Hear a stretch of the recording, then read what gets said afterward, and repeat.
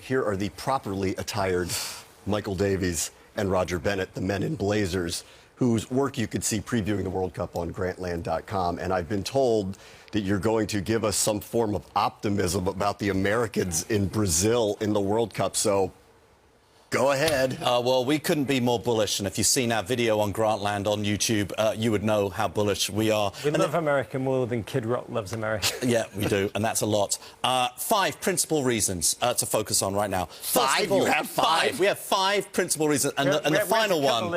And the final one is a kicker. The United States have reached the semi-finals in South America before. No European team, no non-South American team has ever won a World Cup in South America, other than Holland, who made it into the final against Argentina and lost.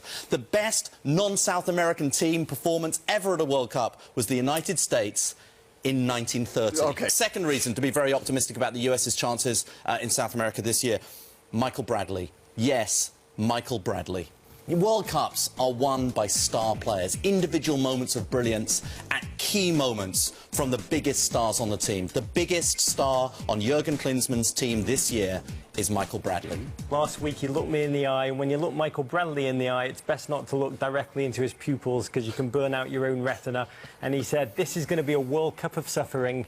We need to prove that we are the team that can suffer the most. When he says things like that, you absolutely believe him. He is remarkable when he's played at the tip of a diamond in the midfield, attacking. He's remarkable when he plays in front of the defence and can be a human shield. Jurgen Klinsmann's biggest decision will be to see how far he can push him forward without leaving the US vulnerable at the back. Third reason, the US have karma against their group opponents. They've been drawn in not just the group of death, in the groupiest, deathiest group in the history of groups of death at the World Cup.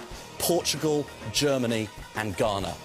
And yet, in 2002, drawn against Portugal, one of the most fancied teams in that tournament. What did the US do? Came back and beat them 3-2. Against Germany in the 2002 World Cup in the quarterfinals, what did the US do? Shocked the world, frankly outplayed the Germans on that day, and were it not for a very, very dodgy non-call on a handball decision on the line from Torsten Frings, the US might have taken that game as well.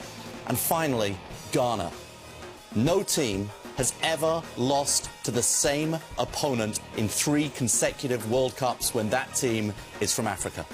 You know, another great point that we have in our favour is Jurgen Klinsmann, our coach, our great leader. He has never, as a player, when he was gorgeous, blonde of hair, dashing of run, never came worse than the quarter-final, won the World Cup in his first attempt, 1990, quarter-finals twice else. As a coach with Germany, a young, unfancied, inexperienced Germany, 2006, a darling run.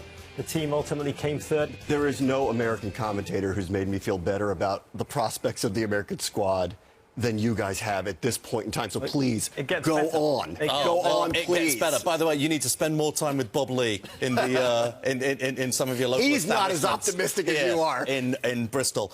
Finally, this is sort of, if you need scientific proof, we come down to Roger's dream. I'm a rational man. I've had a recurring dream many nights over the past 6 months. Let me take you, like George Michael with his sports machine, to the Americana. It's July 13th. The US have just won the World Cup on a Kyle Beckerman wonder strike. 65 yards. Clint Dempsey is rubbing off the sweat from his palms. He ascends the steps to meet an astonished Sepp Blatter. Upset Sepp Blatter. To hand him over the trophy. He lifts it over his head. The USA have won the 2014 World Cup. I have had this dream perpetually. I asked Jurgen Klinsmann, I said, Jurgen, do you dream about this dream? He laughed, he just patted me on the leg, and he said, it's good to have big dreams. Third in 1930, what you failed to mention was there were only 13 teams that actually played in that event, that they ended up third in 1930, and all of them came by boat from much farther away places. You're the kind of man for whom the glass isn't just half empty, it's broken. It's extraordinarily empty. There's the one little dribble down at the bottom there with that little tiny bit of hope. But maybe I can be a dreamer like you and the men in blazers who are going to be down in Brazil for the entirety of the World Cup. You can catch them on ESPN.com, Grantland.com, and of course here with us on SportsCenter.